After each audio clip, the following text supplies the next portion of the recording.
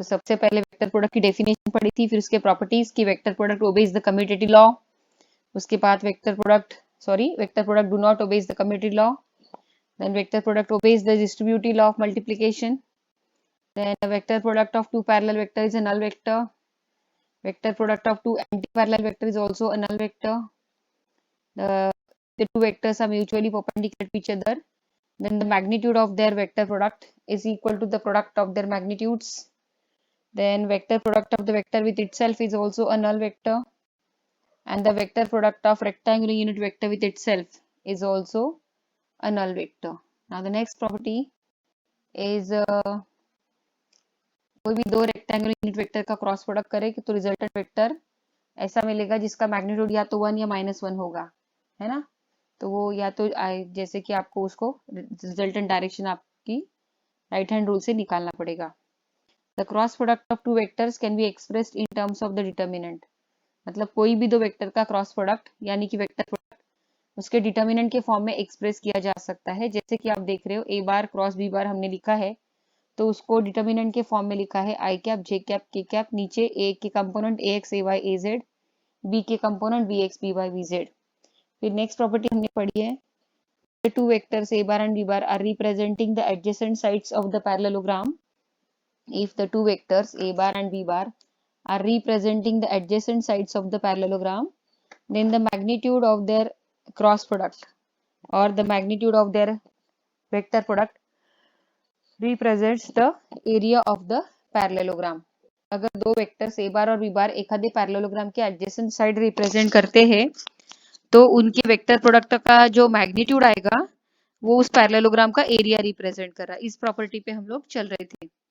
तो मैंने बोला था अगर सपोज एखादे बार आपको पैरेललोग्राम का एरिया नहीं पूछा और ट्रायंगल का एरिया पूछा तो क्या करना। तो पहले मैं आपको इस पे डायग्राम बना के बताती हूँ कि this is suppose to be the incomplete parallelogram and if I complete it like that, तो अगर मैं इसकी पार्टीशन कर देती हूँ यहाँ पर तो ये क्या बन जाता है, ट्रायंगल, है ना।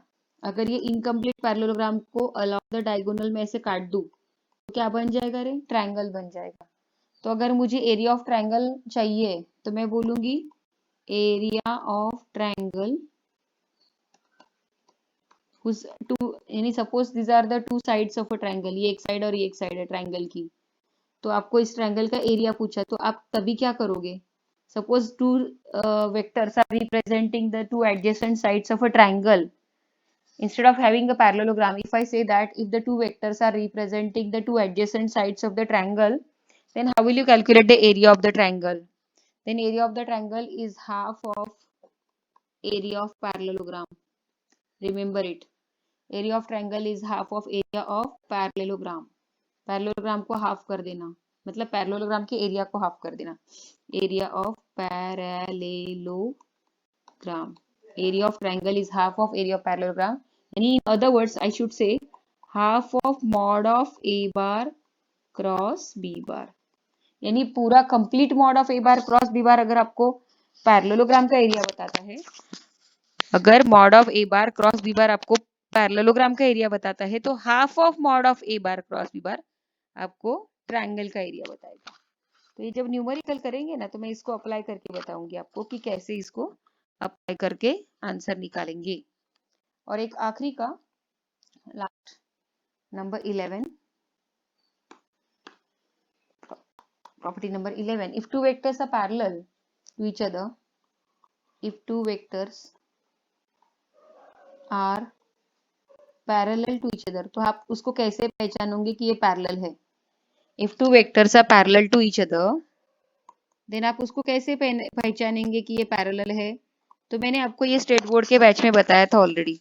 If two vectors are parallel to each other, then उनके कंपोनेंट जो है करस्पॉन्डिंग कंपोनेंट्स, x कंपोनेंट उनके y कंपोनेंट उनका z कंपोनेंट्स का रेशियो कांस्टेंट रहेगा। अगर मैं कहूँ if two vectors a bar and b bar, अगर मैं कहूँ कि if two vectors a bar and b bar are parallel to each other, a bar and, आवाज सबको, हेलो, Yes, ma'am. हाँ, if two vectors Yes, ma'am. a bar and b bar are parallel to each other, अगर आवाज वगैरह गई तो बताते जाइए। हाँ, if two vectors A bar and B bar are parallel to each other, तो फिर इनके करस्पॉन्डिंग कंपोनेंट जैसे कि ए का ए एक्स कंपोनेंट और बी का बी एक्स कंपोनेंट, इसका रेशो, फिर ए का ए वाई कंपोनेंट और बी का वाई कंपोनेंट, इसका रेशो, और ए का जेड कंपोनेंट और बी का जेड कंपोनेंट, इसका रेशो, ये आपको कांस्टेंट मिलेगा और पॉजिटिव मिलेगा। याद है ना, मैंने बोला था constant and positive. Do you remember, ये मैंने स्टेट बोर्ड के बैच में बताया था। If two vectors are parallel to each other, तो इनके corresponding X component, Y component, Z component का रेशियो कांस्टेंट और पॉजिटिव मिलता है। और अगर उनके corresponding X Y Z component का रेशियो कांस्टेंट और निगेटिव मिलता है, तो वो क्या होते रे, बोलो। एंटी पैरेलल रहते हैं। वेरी गुड, बहुत बढ़िया। देखो तो कितना अच्छे से याद रखा आप लोगों ने। Good, excellent. जितनी अच्छी मेमोरी में डाल के सब रखोगे ना, उतने आपको न्यूमेरिकल्स के टाइम कमांड मिलने वाली है। तो नेक्स्ट हम लोग पढ़ रहे हैं लामीज थ्योरम। तो थ्योरम यानी वो थ्योरम का सिर्फ स्टेटमेंट पढ़ने वाले, प्रूफ वगैरह नहीं है। नेक्स्ट है, मैं स्टार करके लिखती हूँ इसको, लामीज थ्योरम।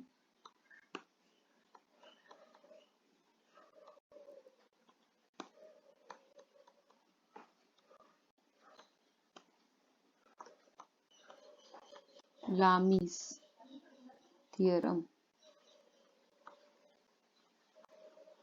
तो क्या है ये थ्योरम, देखो what is this Lami's theorem. तो उसके लिए पहले एक मैं डायग्राम बना देती हूँ।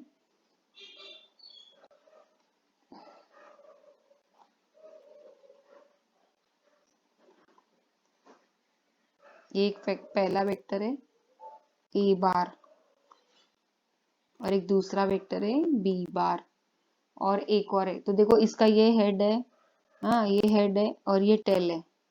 फिर बी बार का ये हेड है और ये टेल है, ये वाला ये टेल है यहाँ पर बी बार का।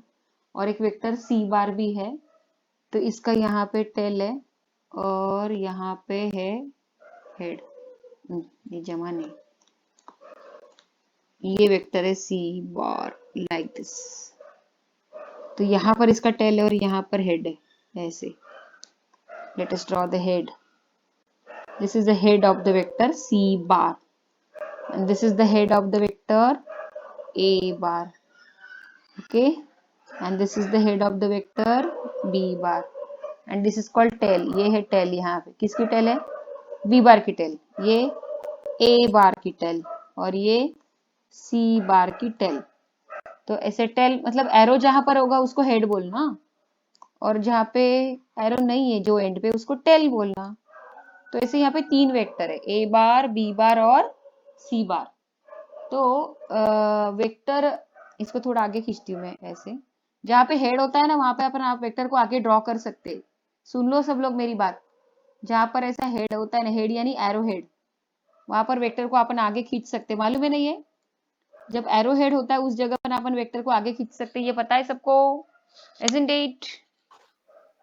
Yes ma'am. याद रखना, यस मैम। अगर एरो यस रहेगा, मैम। जिधर एरो रहेगा ना वो साइड में अपन वेक्टर को खींच सकते हैं। तो यहाँ पे तीन वेक्टर है, ए बार बी बार और सी बार। तो वेक्टर ए बार और वेक्टर सी बार, इसके बीच में एंगल है बीटा। वेक्टर ए बार और वेक्टर सी बार, इसके बीच में एंगल है बीटा, ये देखो यहाँ पर लिख रही हूँ बीटा। वेक्टर ए बार और वेक्टर बी बार, इनके बीच में एंगल है ग्यामा। तो ये देखो मैं ग्यामा यहाँ पे लिख रही हूँ, दिस इज व्हाट है ग्यामा। और वेक्टर बी बार और वेक्टर सी बार, वेक्टर बी बार और वेक्टर सी बार, ये देखो ये वेक्टर यहाँ पे बी बार ऐसे जा रहा है और वेक्टर सी बार ऐसा जा रहा है, तो इनके बीच में एंगल है alpha. This one is alpha, ये है अल्फा, ओके ठीक है। तो बताइए वेक्टर ए बार और बी बार के बीच में एंगल कितना है, tell me. Gamma. Gamma, gamma. Gamma. और वेक्टर बी बार और सी बार के बीच में एंगल कितना है, बी बार और C bar, alpha, alpha. Alpha right. और वेक्टर सी बार और ए बार के बीच में एंगल कितना है, beta. Beta, okay okay beta. तो you can see alpha beta gamma, these are the corresponding angles between corresponding two vectors, okay now। तो ये स्टेटमेंट क्या कहता है, let us consider the three vectors in a plane such that, let us consider three vectors आपको कुत्तों की भौंकने की आवाज आ रही कह रहे? Yes ma'am. मेरे Yes, यस ma'am. मैम। यानी Yes, ma'am. मेरे माइक से आ रही है ना? अरे राम। हाँ लेटेस्ट मैम. अरे Yes, ma'am. अरे मेरे दर्डा नगर में इतने कुत्ते हैं, परेशान करके रखा है। Let us consider 3 vectors in a plane. का सिद्धेश? लेट अस अरे सिद्धेश आहे की नाही? सिद्धेश गादेवार. अरे येस दे. मॅम. हा, झोपला की काय म्हटलं? काय कुत्र्याच्या आवाजाने झोपला तर नाही ना? Okay. Late us consider 3 vectors in a plane such that let us consider 3 vectors in a plane such that कौन से वेक्टर है? देखो, एक वेक्टर a बार, एक वेक्टर b बार और एक वेक्टर c बार। तो एक प्लेन है, इस प्लेन में 3 वेक्टर है, a बार, b बार और c बार। तो कुछ इस तरीके से बोलते, कुछ इस तरीके से कि इन तीनों का एडिशन करें तो हमें रिजल्टेंट नल वेक्टर मिलता है। Let us consider a bar, b bar and c bar. They are 3 vectors in a plane in such a way so that the resultant of these 3 vectors is a null vector. तो definitely these are the coplanar vectors. ये coplanar, मैं आगे जाके इसकी property बताने वाली हूँ आपको कि अगर 3 वेक्टर्स का रिजल्टेंट वेक्टर 0 होता है या नल होता है तो वो पक्का कोप्लेनर होता है, कोप्लेनर वेक्टर्स। तो कोप्लेनर का मतलब क्या? They are lying in the same plane. What do you mean by coplanar? The vectors which are lying in the same plane are called as coplanar vectors. Co म्हणजे same, plane म्हणजे planar, planar म्हणजे plane म्हणजे एकाच plane मध्ये असणारे। तो ये 3 vector है, a bar, b bar, c बार, कुछ इस तरीके से है कि इन तीनों का रिजल्टेंट वेक्टर 0 मिल रहा है, नल वेक्टर मिल रहा है। तो ये पक्का कोप्लेनर वेक्टर, मतलब एक ही प्लेन में ये तीनों वेक्टर रह रहे हैं। तो ऐसे इन्होंने डायग्राम में बोला है कि 3 वेक्टर है, a बार, b बार और c बार। तो इन तीनों का रिजल्टेंट वेक्टर 0 है, यानी कि इक्विलिब्रियम है। 0 यानी इक्विलिब्रियम, इक्विलिब्रियम म्हणजे नल। ध्यान में रखना, कभी भी आपको एक आधे न्यूमेरिकल में अगर ऐसा बोला ये 3-4 वेक्टर है, इन 3-4 वेक्टर का मिला के रिजल्टेंट इक्विलिब्रियम है, तो आप समझ जाइए कि इक्विलिब्रियम म्हणजे रेस्ट मतलब उन तीनों का रिजल्टेंट वेक्टर इक्विलिब्रियम म्हणजे नल है। जब भी इक्विलिब्रियम समझ में आ गया, नहीं जैसे प्रॉब्लम में बोला कि 10 number of 10 vectors are connecting are added together and they form a equilibrium, तो समझ जाइए कि उन सभी का रिजल्टेंट क्या होगा? 0 होगा। इक्विलिब्रियम ये वर्ड आया तो समझ जाओ कि उन सबका रिजल्टेंट क्या मिल रहा है आपको? 0। तो यहाँ पे मैंने 3 वेक्टर ड्रॉ किए हैं, आपको डायग्राम में दिखाई दे रहे हैं, और ये तीनों का रिजल्टेंट 0 ऐसा इन्होंने बोला है, तो ये इक्विलिब्रियम में है मतलब। और इसके उल्टा प्रॉपर्टी है कि कोई भी नंबर ऑफ वेक्टर्स का रिजल्टेंट इक्विलिब्रियम अगर होगा वो 3 वेक्टर्स का, तो वो हमेशा एक ही प्लेन में होते। अच्छा, लेकिन अभी लामीज थ्योरम क्या कहती है वो सुनो। What is the Lami's theorem states? तो लामीज थ्योरम स्टेट्स दैट ये तीनों वेक्टर्स की टेल को हम इकट्ठा कर लेंगे। let us put the tail of all the vectors together. आपण तिन्ही वेक्टरच्या टेलला जर एकत्र केलं तर कशी डायग्राम बनेल? how the diagram becomes or how the diagram arises if the tail of all the vectors are connected together. तो मैं थोड़ा सा ट्राई करने की कोशिश करती हूँ, ट्राई करने की in the sense free hand वाला सिलेक्शन करके मैं ना इसको इसके टेल को यहाँ पे कॉपी करके, कॉपी का सिंबल कौन सा है रे? यही होगा शायद, कॉपीड। हाँ, ओके ओके ओके, ये देखो यहाँ पे लाती हूँ इधर, ओके कर दिया। ओके, देखो वेक्टर ए बार को खींच के मैंने टेल इधर लाई। अब मैं क्या करती हूँ, वेक्टर बी बार को लेती हूँ अभी। हाँ, इसके भी टेल को जोड़ेंगे, जोड़ दिया। ओके, ठीक है। अब मैं वेक्टर, सुन रे, अब मैं वेक्टर सी बार को भी ले लेती हूँ साथ में, सी बार को ले लेते हैं और इसके भी टेल को यहाँ पर, ये देखो डाल देते, ये देखो डाल दिया। ओके, देखो डायग्राम कैसे दिखाई दे रही है टेल को, सभी के टेल को शिफ्ट करने के बाद डायग्राम देखो कैसे दिखाई दे रही है। Can you see that? तो अभी बी बार और सी बार के बीच में बी बार और सी बार के बीच में क्या एंगल था, अल्फा था ना। ये देखो ये देखो अल्फा आ गया, ये आ गया अल्फा, दिस वन, ये देखो alpha, can you see that alpha. और ए बार और सी बार के बीच में क्या था, बीटा था ना। तो ये देखो ये बीटा यहाँ पर आएगा ऐसे, हाँ ये देखो बीटा यहाँ पे आएगा लाइक दैट, यहाँ पे आएगा beta, this one is a beta.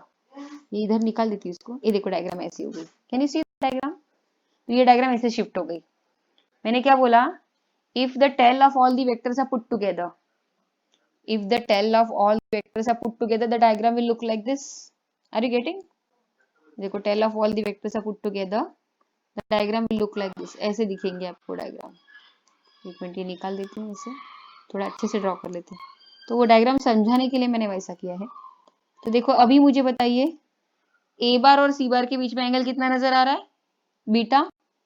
ए बार और बीटा हाँ, और ए बार, हाँ, और ए बार और बी बार के बीच में एंगल कितना नजर आ रहा, गैमा जो पहले था वही है। गैमा हाँ जो पहले था वही है, डायग्राम में जो एंगल पहले दिखाई देता था वही एंगल अभी भी है, एंगल नहीं बदला है। बी बार और सी बार के बीच में एंगल कितना दिखा दे रहा था जब अल्फा अल्फा। तर ही डायग्राम बघा, मी इकडे वरती ऑलरेडी मी शिफ्ट केली, तर ती पुन्हा काढते वरती। हा ऐका रे मुलांनो, माझी डायग्राम गेली बा, आता पुन्हा काढावं लागेल मला। तो ये है तुम्हारा वेक्टर ए बार, और ये मैंने ऐसा निकाला था इसको, बी बार को, ये देखो आगे खींचा था इसको बी बार, और एक ये वेक्टर ऐसे टेल ड्रॉ करके, ये देखो ये सी बार था ऐसा, राइट, ये था तुम्हारा सी बार। तो ये बी बार को थोड़ा आगे खींचे थे, ए बार को थोड़ा आगे खींचे थे एंगल बताने के लिए, और सी बार को थोड़ा आगे खींचे थे एंगल बने। और अभी मैं एंगल फिर से वही आपके एंगल बता देती हूँ। ए बार और बी बार के बीच में एंगल था गैमा, गैमा। बी बार और सी बार के बीच में एंगल था अल्फा, और सी बार और ए बार के बीच में एंगल था बीटा। और वही सेम डायग्राम नीचे है, सिर्फ फर्क क्या है कि जो ऊपर वाले डायग्राम है ना, उन तीनों वेक्टर्स के टेल को मैंने इकट्ठा कर लिया। If the tail of all the vectors are put together, now the diagram will look like this. तीनों वेक्टर्स के टेल को, ये देखो थोड़ा ड्रिंक करके, अभी देखो डायग्राम को। If the tail of all the vectors are put together, the diagram will look like this, isn't it, isn't it. Ma'am अभी ये एक ही प्लेन में है क्या? कौन, वो तीनों वेक्टर, हाँ प्लेन में, एक ही प्लेन में, प्लेन तो एक ही है, लेकिन सिर्फ फर्क क्या किया मैंने, ये जो दो तीन वेक्टर मैंने ऐसे दिखाए थे ना ऊपर वाले डायग्राम में, अभी मैंने तीनों वेक्टर के टेल को इकट्ठा कर लिया। Of course they are lying in the same plane right now also, आता सुद्धा ते एकाच प्लेन मध्ये आहेत, कळलं का? हाँ, एकाच प्लेन मध्ये ह्या तीन लाइन्स आहेत किंवा तीन सेगमेंट ऐसा अज्यूम करा। तो अभी मैं लामिस थ्योरम बताने जा रही हूँ। लामिस थ्योरम क्या कहती है कि वेक्टर ए बार जो होगा ना, ये वेक्टर ए बार, हाँ, इसका मैग्नीट्यूड, लामिस थ्योरम कहती है कि ये वेक्टर ए बार जो है ना, ये ए बार, इसका मैग्नीट्यूड अपॉन, सुनो रे, ए बार अपॉन इसके आमने सामने वाला एंगल कौन सा है, अल्फा ना। ए बार के आमने सामने वाला एंगल कौन सा है, अल्फा, तो इसकी साइन वैल्यू, तो A upon sine alpha. Similarly, similarly B bar vector जो है ना, ये दिखाई दे रहा है, देखो ये वेक्टर बी बार है ये, हाँ, इसका मैग्नीट्यूड अपॉन बी बार के आमने सामने वाला, ये बी बार है ना वेक्टर, ये है बी बार वेक्टर, ये देखो ये, तो इसके आमने सामने कौन सा एंगल है रे, बी बार बीटा का बीटा, तो beta upon sine beta, okay. और ये वेक्टर सी बार है, देखो ये वेक्टर सी बार, ये दिस वन, तो इसके फ्रंट में अपोजिट में कौन सा एंगल है, देखो गैमा गैमा। तो ये रेशियो सेम रहेगा, बोलते हैं कैपिटल ए बार का मैग्नीट्यूड, ए का magnitude A upon sine alpha is equal to B upon sine beta is equal to C upon sine gamma is equal to constant, यानी ये same रहेगा। ऐसी लामिस थ्योरम कहती है। फिर से बताती हूँ, लामिस थ्योरम कहती है कि अगर कोई भी तीन vectors A bar B bar सी बार, इन तीनों का रिजल्टेंट अगर नल वेक्टर आएगा, तो वो पक्का तीन वेक्टर्स कोप्लेनर होते। तो ऐसे अगर कोप्लेनर तीनों, ऐसे तीन कोप्लेनर वेक्टर्स के टेल को इकट्ठा लाए, ऐसे तीन कोप्लेनर वेक्टर्स के टेल को इकट्ठा लाते हैं और इकट्ठा टेल को आर पुट टुगेदर, देन पहला वेक्टर ए बार, उसका मैग्नीट्यूड अपॉन उसके सामने वाला जो आमने से, जैसे कि ये ए बार वेक्टर है ना, सुनो ये ए बार वेक्टर है ना, तो इसके सामने का एंगल कौन है, अल्फा, तो ये ए का मैग्नीट्यूड अपॉन साइन अल्फा। फिर ये वेक्टर बी बार है ना, बी, फिर इसके सामने का कौन एंगल है, बीटा, है ना, बी के सामने एंगल कौन सा दिखाई दे रहा, बीटा, तो ये बी का मैग्नीट्यूड बी का magnitude B upon sine beta, ठीक है। फिर ये सेम रहेगा ये रेशो, एंड सिमिलरली ये वेक्टर सी बार नजर आ रहा है ना, सी, इसका मैग्नीट्यूड अपॉन इसके आमने सामने वाला एंगल कौन, गैमा, तो इसका magnitude C upon sine gamma. तो ये देखो मैंने राइट साइड में लिया है कि if the tail of all the vectors are put together then A upon sine alpha is equal to B upon sine beta is equal to C upon sine gamma is equal to constant. ये Lami's theorem आपको numerical में काम आएगी। This is called Lami's theorem. Lami's theorem कहती है कि कोई भी तीन वेक्टर्स का इक्विलिब्रियम, अगर कोई भी तीन वेक्टर का रिजल्टेंट अगर इक्विलिब्रियम आ रहा है या नल वेक्टर आ रहा है, तो उन तीनों वेक्टर्स के आमने सामने अगर तीनों वेक्टर्स के टेल को इकट्ठा लाए तो पहला वेक्टर और उसके सामने का एंगल उसकी साइन वैल्यू इसका रेशो, फिर दूसरा वेक्टर उसके सामने का एंगल उसकी साइन वैल्यू इसका रेशो, फिर तीसरा वेक्टर उसका सामने का एंगल की साइन वैल्यू इसका रेशो, ये रेशो कांस्टेंट आएगा। This is called Lami's theorem. Okay, now will write some, ये बस इतना ही था। This is called Lami's theorem, जो अपने को न्यूमेरिकल में काम आएंगी। बाकी प्रूफ वगैरह नहीं है अपने को we don't have a proof in this hello theorem. Ma'am. हाँ बोलो बोलो ना। मैम यहाँ पे मतलब साइन अल्फा साइन बीटा है कि मतलब कॉस नहीं तो टेन नहीं ले सकते क्या? तर मी वही तो बोल रही बेटा की ये लामीज थेरम लामी नावाच्या मॅथमॅटिशियननी ती प्रूव्ह केलेली आहे आणि त्याचे साइन रेशोज घेऊन, म्हणजे कुठला पण एखादा वेक्टर आणि त्याच्या फ्रंटला येणारा अँगल त्याची साइन व्हॅल्यू, तर ह्याचा रेशो कोसाइन नाही साइन, बरं साइन व्हॅल्यूचा ratio A upon sine alpha B upon sine beta आणि सी अपॉन साइन गॅमा हा रेशो इक्वल असतो, हे लामीनी आपल्या मॅथमॅटिकली प्रूव्ह करून दाखवलं। कोसाइन नाही, ठीक आहे, कळलं का, कोसाइन घ्यायचं नाही। हो ओके, हो तर त्याच्यासाठी आपल्याला मग लामीज थिअरमची प्रूफ वगैरे तुमच्या मॅथमॅटिक्स मध्ये युट्यूबवर वगैरे सर्च करा की प्रूफ ऑफ लामीज थिअरम, जर if you are interested in mathematics तर मग तुम्ही काय करायचं, म्हणजे नो डाऊट जर तुम्हाला आवडत असेल मॅथमॅटिक्स तर प्रूफ ऑफ लामीज थिअरम असं सर्च करायचं, मग तुम्हाला युट्यूबवर एखादा व्हिडिओ मिळून जातो, बघून घ्यायचं की कसं आलं, ही प्रूफ कशी आली। तर आपल्याला प्रूफ मध्ये इथे दिलेली पण नाहीये आणि असं काही नाही, मी पण युट्यूबवर बघूनच शिकवणार ना तुम्हाला, कारण मला माझ्या सिलेबस मध्ये त्याची प्रूफ नाहीये, कळलं का। हा, तर त्याची फिर तुम्हीच बघा, मी माझा वेळ कशाला घालू, येस है मैम। की नाही। ओके, तो आता एक नेक्स्ट मला लिखून द्यायचे तुम्हाला शॉर्टकट्स, कुछ शॉर्टकट्स और इंटरेस्टिंग पॉइंट लिखा के देना है। और फिर अगला टॉपिक अपना रह गया है वो रिलेटिव वेलोसिटी। मैंने बोला था ना आपको कि रिलेटिव वेलोसिटी का टॉपिक जो है वो एररलेस की नई किताब में मोशन इन 1D में डाला है, लेकिन एक्चुअली वो रिलेटिव वेलोसिटी का टॉपिक जो है वो सीईटी वालों को भी है, और वो मेरी वाली किताब में तो स्केलर एंड वेक्टर ये इस लेसन में दिया है रिलेटिव वेलोसिटी का टॉपिक, तो इसीलिए मैं सीईटी नीट जेडब्ल्यू सभी को पढ़ाने वाली हूँ रिलेटिव वेलोसिटी टॉपिक। तो ये हम लोग स्केलर वेक्टर से कनेक्टेड लेंगे। अभी पहले मैं आज थोड़े टिप्स एंड ट्रिक्स में से कुछ अच्छे पॉइंट्स लिखा के देती हूँ जो आपको थोड़ा ब्रेन वॉश करेंगे और आपको न्यूमेरिकल्स करते टाइम वो काम में भी आएंगे। शॉर्टकट्स ऐसे शॉर्टकट्स में लिखा के देने वाली हूँ।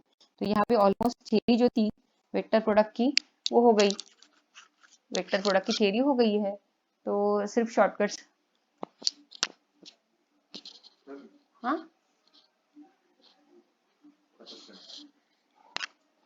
थोड्या वेळाने, ठीक आहे, तर आता आपण चालू करूया शॉर्टकट्स काही, तो शॉर्टकट्स लिखा के देती हूँ। शॉर्टकट्स, तो पॉइंट नंबर 1, आपको ये नहीं लिखना है अगर नोट्स ना, मतलब आप पीडीएफ फॉर्म में भी नोट्स रखोगे। देखो जब ये ऑफलाइन होगा तो मैं वो यही जो मैं आपको जैसे स्क्रीन में लिखा के देती हूँ ना, वही मैं बोर्ड पे लिखा के देती हूँ, बोर्ड वर्क करवाती हूँ। जसं आपण इथे स्क्रीनवर लिहितो ना तेच मी बोर्डवर लिहिते जेव्हा आपण ऑफलाईन शिकतो। मग ज्याला वाटतं की ही मला पॉइंट्स लिहून घ्यायचे आहेत तो लिहून घेतो, तेव्हा थोडी ना पीडीएफ राहणार। मग ज्याला नाही लिहायचंय मग तो काय कम्प्लीट एररलेस वाचत बसतो। पण माझं असं म्हणणं आहे की सोबत सोबत शिका आणि सोबत सोबत लिहा, कळलं का। म्हणजे तेव्हाचं तेव्हा शिकायचं, तेव्हाच्या तेव्हा ते पॉइंट आउट पटापट पटापट पॉइंट नोट डाऊन करायचं। का बरं सांगते तुम्हाला कारण, जेव्हा whenever you are going to start with the lesson, whenever you are going to study with the lesson through the book, so अपने को याद, हाँ मैडम ने ये बोला था, हाँ मैडम ने ये ऐसा समझाया था, हाँ मैडम ने, इसलिए वो छोटे छोटे पॉइंट्स जो रहते हैं ना अपने दिमाग का ब्रेन वॉश करते। और अगर अपन कुछ भी नहीं लिखते ना एंट्रेंस की बुक में तो फिर क्या होता है, जब भी अपन पढ़ने जाते हैं ना एररलेस, बाप रे मेरे को टेंशन आता होगा कितना बड़ा है, कितना कब पढ़ेंगे। तो एटलीस्ट हाईलाइट हाईलाइट तो लिखते रहना चाहिए। तो ये अभी ये ऑनलाइन में चालू है इसलिए मैं पीडीएफ दे देती हूँ आपको, तो आप अपने पास पीडीएफ रख सकते हो बिना लिखे, नो डाउट। बट ऑफलाइन में थोड़ी ना पीडीएफ मिलेंगी, उसमें तो आपको बोर्ड वर्क रहेगा, मैं बोर्ड पे लिखूंगी और आप अपने एंट्रन्स की कॉपी में लिखेंगे, तभी तो आपको मेन मेन मेन मेन पूर्ण तर मी लिहून देणार नाही ना, मी जे महत्वाचं तेवढं लिहून देते, ते बाकी तुम्ही सगळे एररलेस मध्ये थोरली वाचायचं, पण जे इम्पॉर्टंट मला जे वाटतं ते मी लिहून देते, ते मुलं लिहितात आणि मग ऑफकोर्स माझे मुलं लिहितात. नाव बेटा यू डिसाइड. आता मी ऑनलाईन मध्ये तुम्हाला जबरदस्ती नाही करणार, पण ऑफलाईन मध्ये तर तुम्हाला लिहावंच लागेल ना, हो की नाही? ओके, तो आता शॉर्टकट्स लिखूया काही आपण. सबसे पहले महत्वाचे काही पॉइंट्स. पॉइंट नंबर 1, तो यहाँ से अपन पॉइंट पॉइंट डालते. पॉइंट नंबर 1 कि अगर अपन ये कुछ पॉइंट्स तो अपने को जो मालूम है वो मैं लिखा के नहीं देने वाली, क्योंकि वो पॉइंट अपने को ऑलरेडी मालूम है. जैसे कि कोई भी दो वेक्टर्स एक दूसरे को परपेंडिकुलर रहे तो उनका डॉट प्रोडक्ट 0 होता है, और कोई भी दो वेक्टर्स एक दूसरे को पैरेलल रहे तो उनका क्रॉस प्रोडक्ट 0 होता है. तो ये मालूम है, तो ये क्यों लिखाऊं? जो नए पॉइंट्स नहीं मालूम वो लिखाऊंगी. तो सबसे पहला पॉइंट आ रहा है minimum number of collinear vectors. minimum number of collinear vectors whose resultant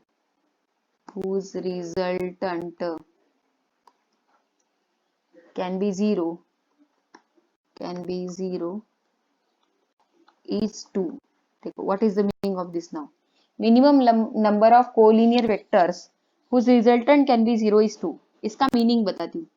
अगर कोई भी नंबर ऑफ वेक्टर, कितने भी नंबर ऑफ वेक्टर्स का अगर रिजल्टेंट वेक्टर, कितने भी नंबर ऑफ वेक्टर्स हो जिनका जो एक दूसरे को कोलिनियर है और उनका रिजल्टेंट अब अगर हम 0 चाहते हैं तो ऐसे मिनिमम कितने हो सकते? तो मिनिमम 2 हो सकते.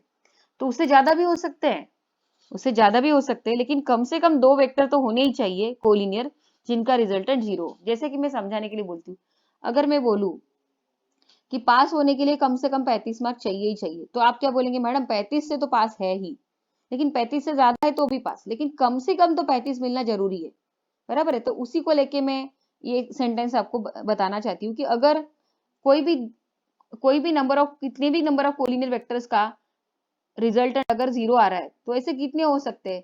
तो मिनिमम 2 तो होने ही चाहिए.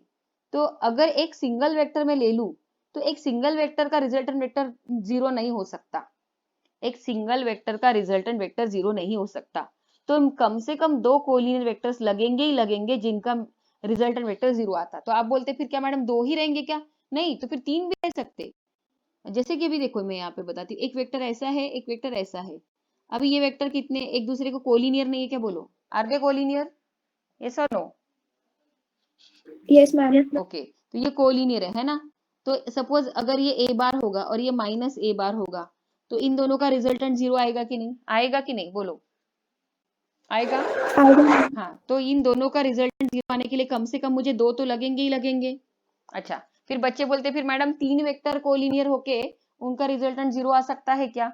क्या 3 वेक्टर कोलिनियर है तो उनका रिजल्टेंट 0 आ सकता है क्या? मैं बोलती हूँ हाँ आ सकता है. कैसे? देखो, सपोज ये एक वेक्टर है पी बार. ओके, एक वेक्टर है पी बार और इसी के ऊपर ओवरलैप हो रहा है एक दूसरा वेक्टर क्यू बार. सुनो रे, एक वेक्टर है पी बार और उसी के ऊपर ओवरलैप हो रहा है वेक्टर क्यू बार, एंड ये दोनों एक दूसरे की, इन दोनों के बीच में एंगल 0 है.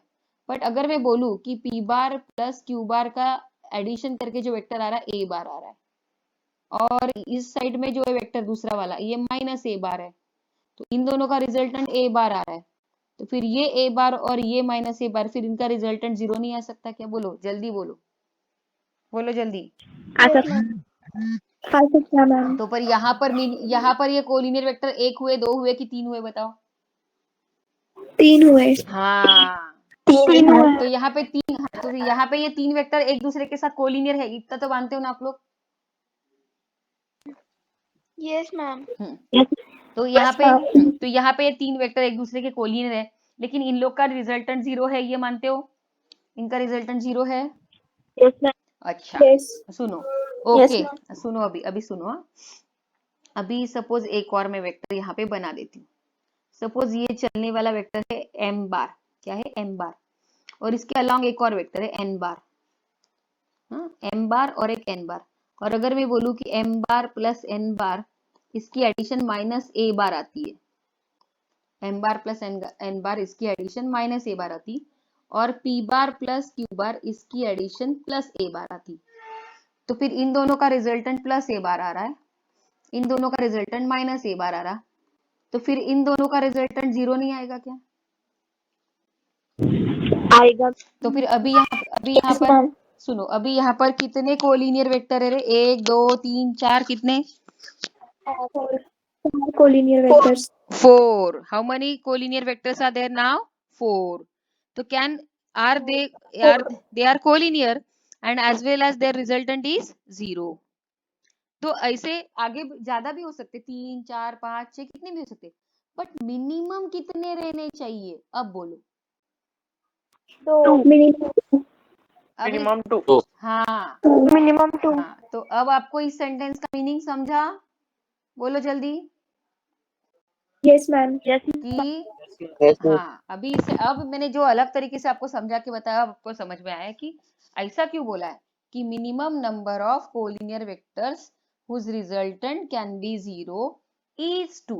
म्हणजे याचा हिंदीमध्ये मीनिंग की कम से कम 2 कोलिनियर वेक्टर्स का रिजल्टेंट वेक्टर ये 0 हो सकता है. कम से कम 2 कोलिनियर वेक्टर्स का ही रिजल्टेंट वेक्टर 0 हो सकता है, लेकिन उससे ज्यादा 3 हो गए तो भी उनका रिजल्टेंट 0 हो सकते हैं. 4 कोलिनियर वेक्टर्स का भी रिजल्टेंट 0 आ सकता, 5 कोलिनियर वेक्टर का भी रिजल्टेंट 0 आ सकता, लेकिन कम से कम 2 वेक्टर तो होना ही चाहिए जिनका रिजल्टेंट 0.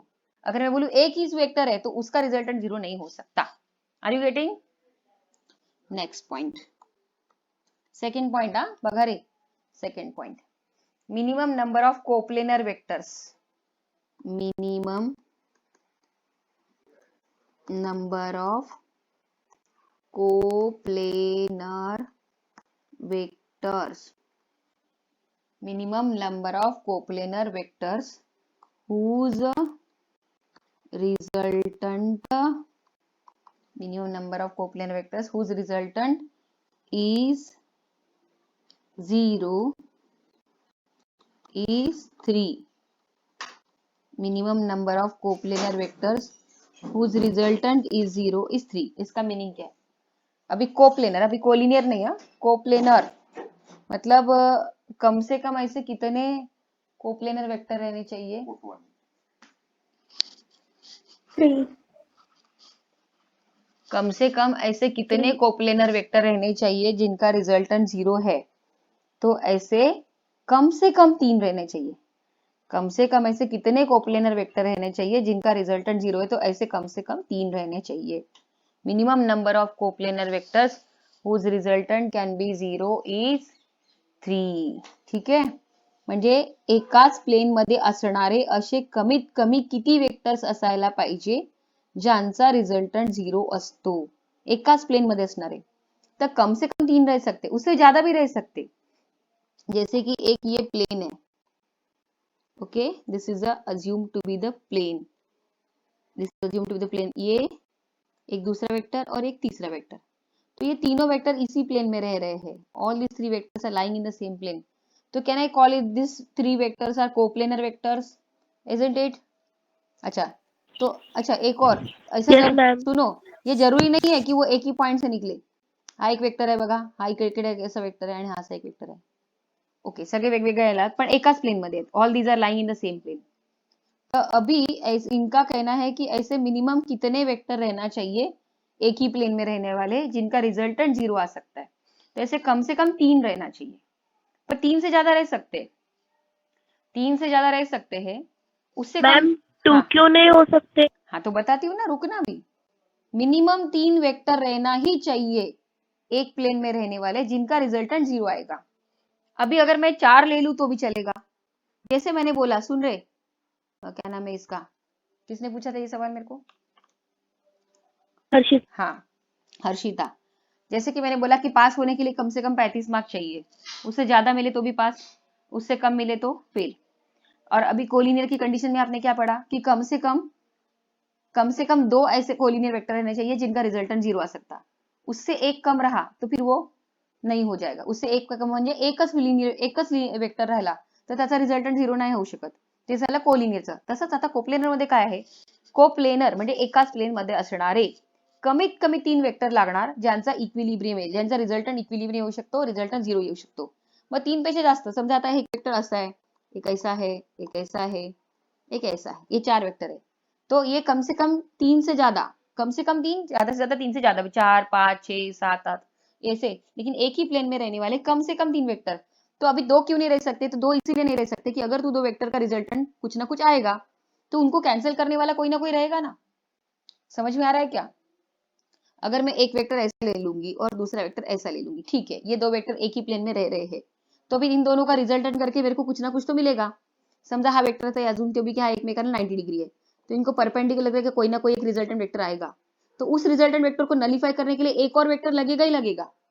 तो ऐसे इस प्रकार तेरे को कम से कम 3 वेक्टर लगेंगे। आया क्या समझ में Harshita?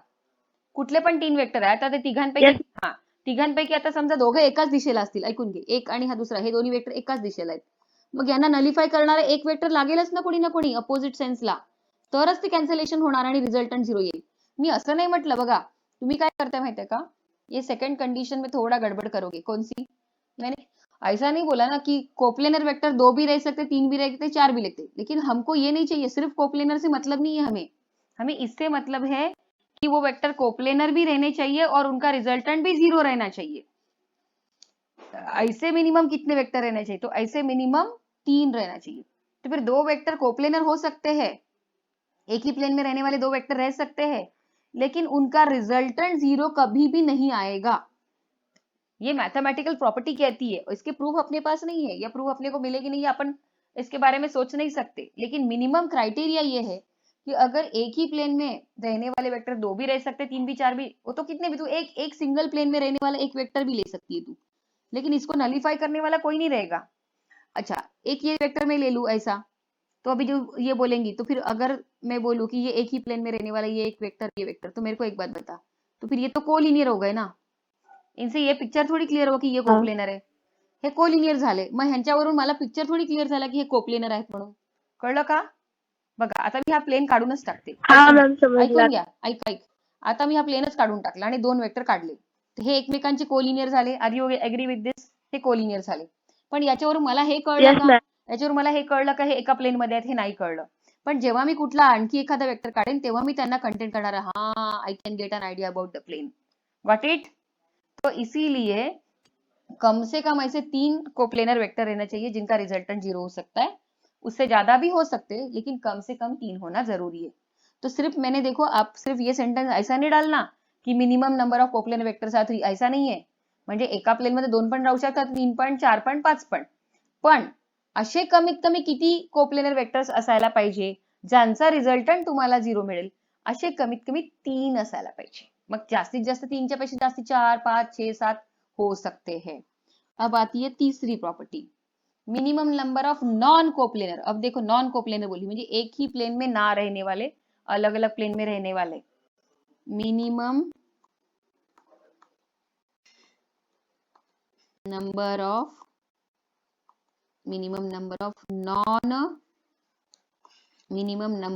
Non coplanar vectors, minimum number of non-coplanar vectors whose resultant is 0. Minimum number of non-coplanar vectors whose resultant is 0 is 4. अब देखो कंडीशन बदल गई कि ऐसे मिनिमम कितने नॉन कोप्लेनर वेक्टर्स रहने चाहिए जिनका रिजल्टेंट 0 आता है। ऐसे मिनिमम कितने नॉन कोप्लेनर वेक्टर्स रहने चाहिए जिनका रिजल्टेंट 0 आता है? तो ऐसे मिनिमम 4 रहने चाहिए।